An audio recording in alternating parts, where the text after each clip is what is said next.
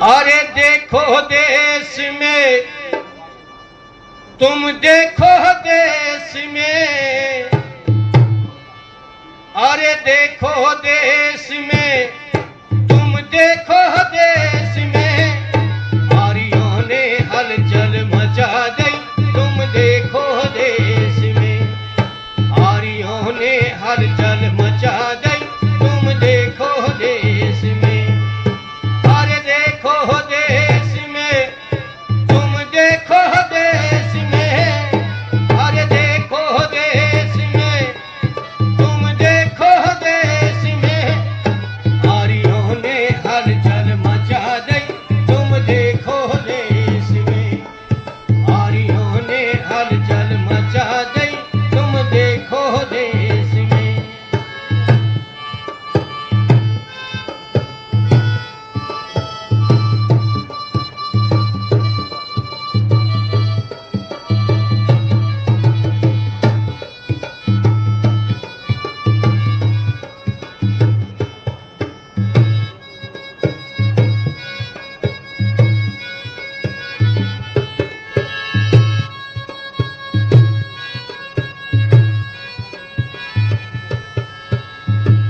देखिए, इस देश के लोगों ने यह प्रचारित करना शुरू कर दिया था कि वेद तो इस धरती के तख्ते पर है ही नहीं। वेदों को तो शंकासुर नाम का राक्षस चुरा लेगा।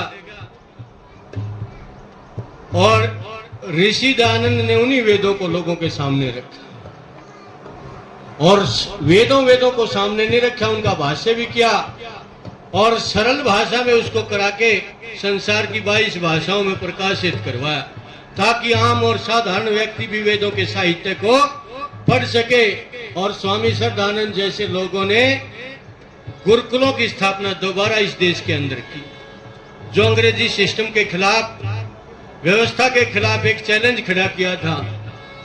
भारतीय जो शिक्षा प्रणाली थी वो गुरुकुलों की शिक्षा प्रणाली थी। ये स्कूल तो अंग्रेजों के बाद हमने शुरू की, नहीं तो भारत का जो विद्यार्थी होता था, इस देश का जो बच्चा होता था, वो वेदों का पठन पाठन करता था। क्या किया पहली कड़ी में, क्या कहता कवि?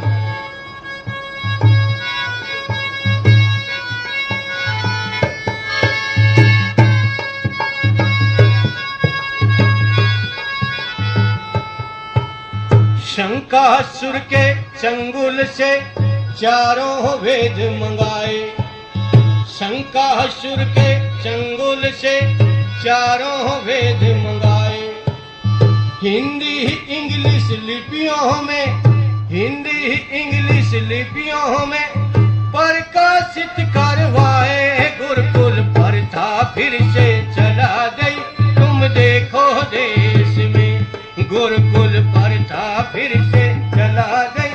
तुम देखो देश में, अरे देखो देश में, तुम देखो देश में, अरे देखो देश में, तुम देखो देश में, आर्यों ने हलचल मचा दी। तुम देखो देश में, आर्यों ने हलचल मचा दी। तुम देखो देश में, आर्यों ने हलचल मचा दी। तुम देखो देश में। ये आर्य समाज इस देश में ना होता ना, तो आज इस देश की जो हम देख रहे हैं स्थिति वो नहीं हो पाती। ये मेरी माताएं जो बैठी है ना, आज बड़े बड़े पदों को सुशोभित करती हैं। अभी ऑपरेशन सिंदूर हुआ, उसमें मेरे देश की 2 बेटियों ने कमाल दिखा। इतने ऊंचे पदों को जो पहुंची हैं वो इस आर्य समाज की बदौलत है, ऋषि दयानंद की बदौलत है, ऋषि के अनुयायियों का प्रताप है। नहीं तो स्त्री को तो पढ़ने का भी अधिकार नहीं था इस देश के अंदर। कहते थे स्त्री शूद्रो नाध्येता, वो वेद नहीं पढ़ सकती थी। क्या किया आर्य समाज के लोगों ने? स्त्री शूद्रो नाधीयताम का नारा यहाँ लगाया। स्त्री शूद्रो नाधीयताम का नारा यहाँ लगाया।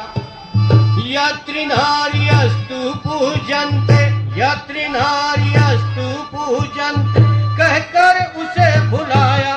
नारी जाति शिक्षित बना गई। तुम देखो देश में, नारी जाति शिक्षित बना गई। तुम देखो देश में।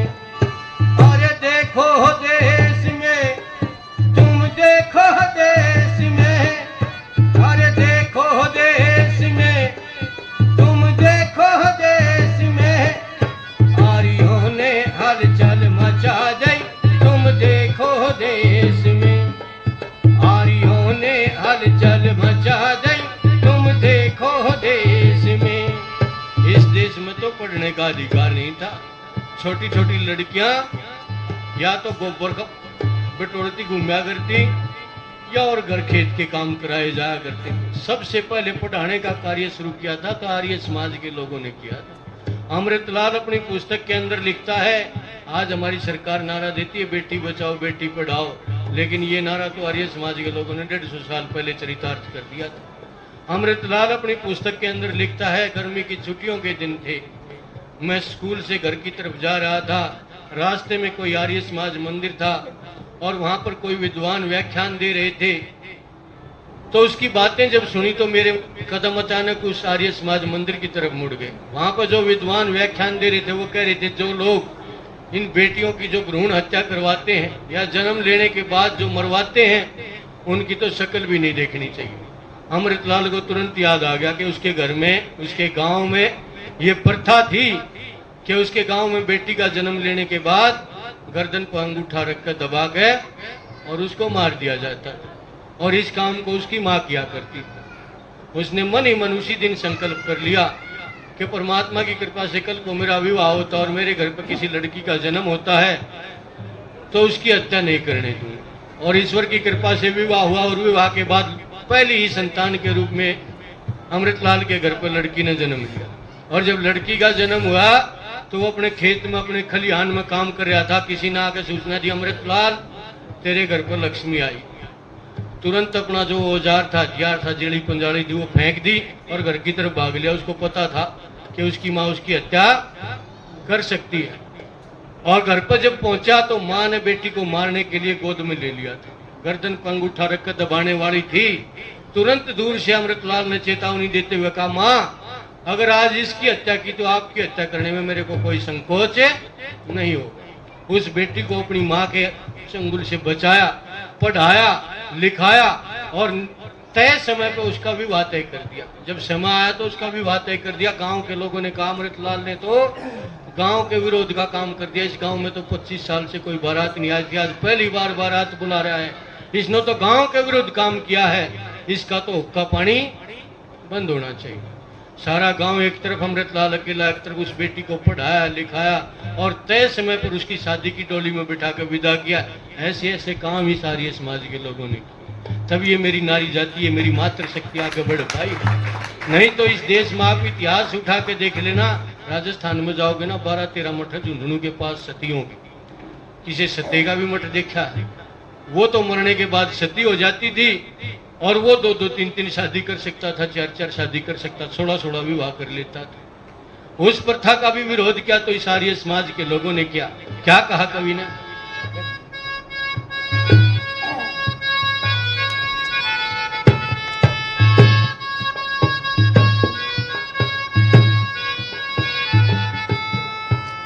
सती प्रथा धर्मानुकूल है, ढोंगी ही लोग बताते।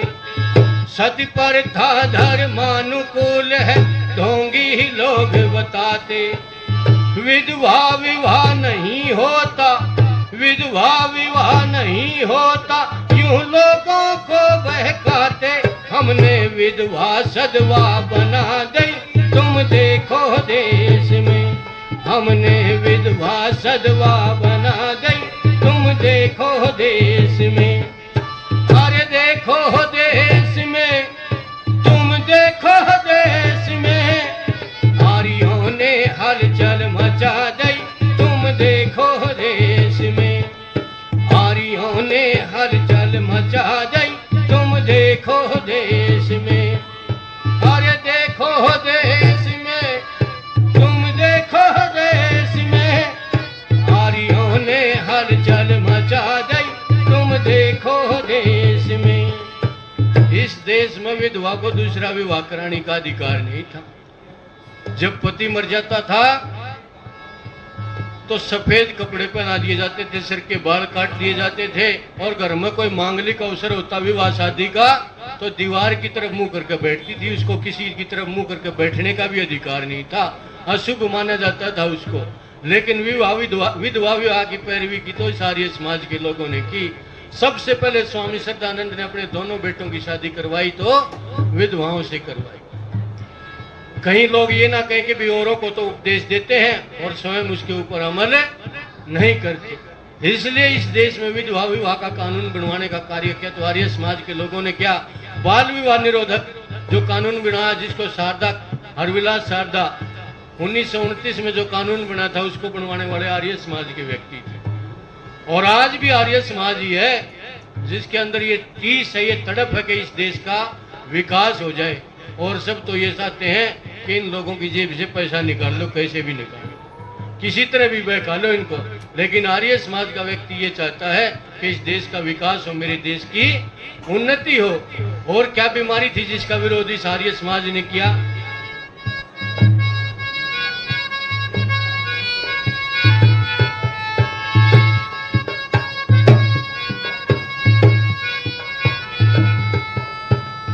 शूद्रों से घृणा करके जो दूर दूर बैठाते, शूद्रों से घृणा करके जो दूर दूर ठुकराते, शूद्रों से घृणा करके जो दूर दूर ठुकराते।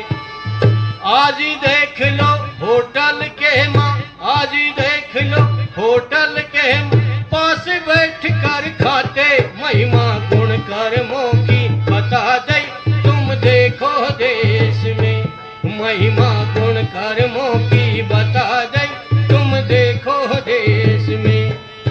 अरे देखो देश में, तुम देखो देश में, अरे देखो देश में, तुम देखो देश में। आर्यों ने हलचल मचा दी, तुम देखो देश में, आर्यों ने हलचल मचा दी, तुम देखो देश में। इस देश के अंदर अस्पृश्यता थी, अछूत मानते थे लोगों को, उनसे काम भी करवाते और उनको अछूत भी मानते। लेकिन इसका सबसे पहले विरोध करने का काम किया तो आर्य समाज के लोगों ने किया। दलित शब्द का सबसे पहले प्रयोग करने वाला है तो ये आर्य समाज है। सबसे पहले हमारे जो भाई किन्हीं कारणों से पढ़ नहीं पाते थे, जिनको हम दूसरी जाति का मानते थे, उनके साथ 6 भोजों का आयोजन किया तो आर्य समाज के लोगों ने किया। ऋषि दयानंद ने एक बाल काटने वाले भाई के घर पर भोजन किया तो उस समय के पंडितों ने, पुरोहितों ने विरोध किया कि आपने तो नाई के घर की रोटी खा ली। ऋषि ने कहा नाई की रोटी नहीं खाई, अनाज की रोटी खाई। तर्क के साथ अपनी बात को रखा करते थे। इसीलिए ऋषि आर्य समाज के लोग इन चीजों को आगे बढ़ाते और समाज की बात सोचते हैं। और एक सबसे बड़ी बीमारी बता दूं जिसका आज तक विरोध किया तो आर्य समाज ने किया, बलिदान दिए तो आर्य समाज ने दिए हैं, और आज भी विरोध करता है तो ये आर्य समाज करता है। सबसे पहले इस कार्य को करता है तो ये आर्य समाज का व्यक्ति करता है। नहीं तो आज हालात ऐसे हैं इस देश के, जिन स्थानों पर हम बैठकर ये कार्यक्रम सुन रहे हैं, पढ़ रहे हैं, देख रहे हैं, ये आयोजित कर रहे हैं, शायद ऐसा समय आ जाए, ज्यादा समय नहीं है, शायद ऐसा समय आ जाए कि इन स्थानों पर बैठकर नमाज अदा करनी पड़ जाए, क्योंकि हालात ऐसे होते जा रहे। और इसका भी पुरजोर विरोध करता है तो आर्य समाज करता है। इसको जोड़ने की बात करता है तो आर्य समाज करता है। सबसे पहले शुद्धि आंदोलन चलाया था तो आर्य समाज के लोगों ने चलाया था। स्वामी श्रद्धानंद ने किया था, ऋषि दयानंद के उन अनुयायियों ने इस कार्य को किया था। एक ऊंट खड़ा था, ऊंट, और वो किक्कर के वो कांटे जो होते हैं राजस्थान में होते हैं, किक्कर का पेड़, उसके कांटे खा रहे।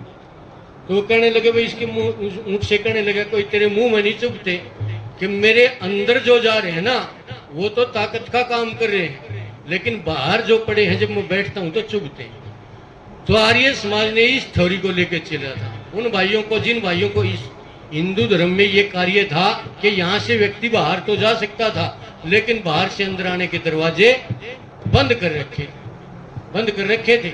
उन यहाँ से दूसरे धर्म में, दूसरे मजहब में तो आदमी जा सकता था लेकिन वापस आने का रास्ता उसके लिए नहीं खोल रखा था। और इस कार्य को क्या तो स्वामी श्रद्धानंद जैसे लोगों ने, मथुरा के पास छाता तहसील है, 16 गांव पड़ते हैं, एमपी बनता है मेरे ख्याल से वहां से पूरा। तो वहां पर भी भैयाराम शास्त्री जैसे लोगों ने, बिहारी लाल शास्त्री जैसे लोगों ने, आर्य समाज के लोगों जो दूसरे धर्मों में चले गए थे उन लोगों को तो अपने धर्म में दीक्षित करने का काम किया। तो इस आर्य समाज के लोगों ने किया और ये शुद्धि आंदोलन ही था जो स्वामी श्रद्धानंद की मृत्यु का कारण बना था। आजकल हम पुराने बुजुर्ग जानते होंगे, एक हीरोइन थी तबस्सुम, उसकी माँ का नाम था असगरी बेगम, जिसको शांति देवी बनाने का कार्य किया था, शुद्ध करके शांति देवी बनी थी वो। और उस शांति देवी ने जब हिंदू धर्म को ग्रहण किया था, आर्य धर्म को ग्रहण किया था, तो इस्लाम जगत में फतवा जारी कर दिया गया था स्वामी श्रद्धानंद के बारे में कि भाई इसकी हत्या कर दी जाए। और उस अब्दुल रशीद जैसे नौजवान ने एक दिन मौका पाकर स्वामी श्रद्धानंद जी ने भी बलिदान दिया। और अनेकों बलिदान, महाशय राजपाल जी की बात हो चाहे कोई और भी बात हो, बलिदानों का टाइम आया तो वहां भी आर्य समाज खड़ा मिला है आप लोग। इसलिए अनेकों कार्य इस आर्य समाज के लोगों ने किए हैं। क्या कहता है कवि?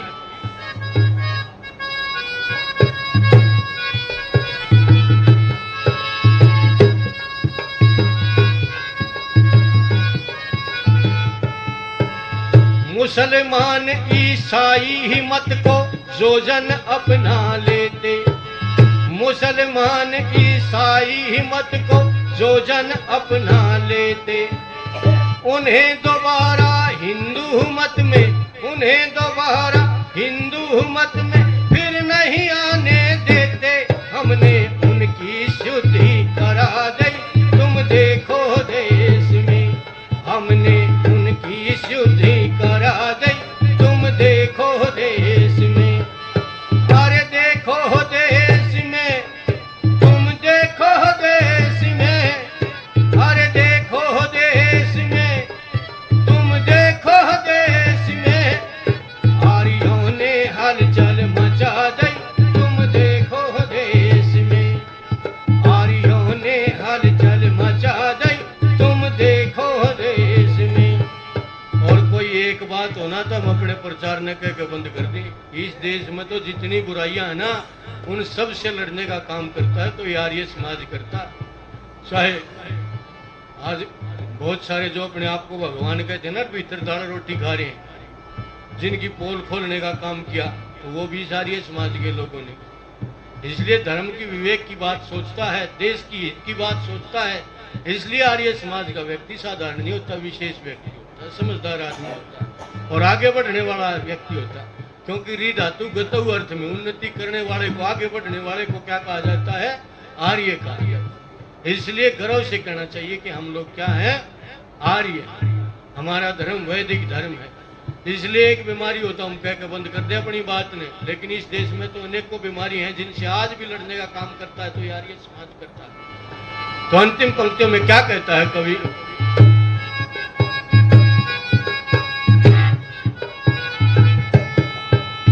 धर्म हेतु भैंसे बकरों का जाता खून बहाया, धर्म हेतु भैंसे बकरों जाता खून बहाया। कई जगह से पशु बलि को, कई जगह से पशु बलि को नरदेव बंद करवाया। धज्जी पाखंडों की उड़ा गई, तुम देखो देश में, धज्जी पाखंडों की उड़ा गई, तुम देखो देश में। अरे देखो देश में, तुम देखो देश में, आर्यों ने हलचल मचा दी, तुम देखो देश में, आर्यों ने हलचल मचा दी, तुम देखो देश में। तो ये तो वही हलचल मचाने वाली संस्था है। और यहाँ आके तो कई बार खुश होता हूँ, मैं एक दो बार आया हूँ। यहाँ नौजवानों को देखता हूँ मैं, क्योंकि तकरीबन हमारे समाजों में जाते वृद्ध व्यक्ति ज्यादा मिलते, नौजवान कम मिलते। यहाँ पर जब मन खुश हो जाता है, जब इन नौजवानों को देखता हूँ, बच्चों को देखता हूँ कि शायद मेरी अगली संतति भी ऋषि के मार्ग पर चल पाएगी। तो आप सभी ने धनादि देके, ये छोटी बेटी 500 रुपये उत्साहवर्धन के लिए देके गई, परमात्मा इसकी लंबी आयु करे, जीवन में आगे बढ़े। तो आप सभी का बहुत बहुत धन्यवाद। धन्यवाद। आदरणीय कृष्ण।